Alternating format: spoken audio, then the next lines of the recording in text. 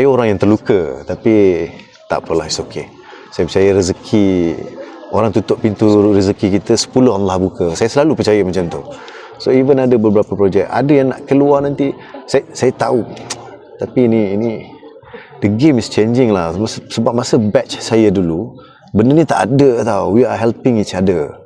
Tapi bila sekarang dia jadi macam macam ni ya. Maksudnya disampaikan seperti ini, dijatuhkan seperti ini, ditanam seperti ini. Berapa lama saya tak syuting masa tu, sampai orang ingat saya senyap, saya tak nak berlakon, padahal saya sendiri tak ada job. Saya tak tahu kenapa. Lepas tahun ini je alhamdulillah, Kifarah keluar, Mikael keluar, Kadam keluar. And before that, mana saya, semua orang ingat saya hilang. Saya pun tak tahu kenapa ini ditanam. Saya fighter abang.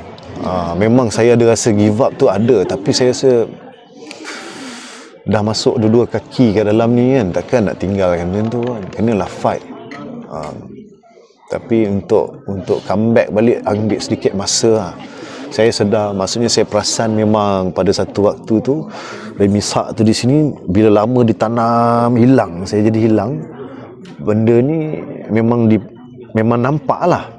Memang kawan-kawan dalam industri semua orang pun nampak, tapi takkan saya nak biarkan saya terus ditanam kan.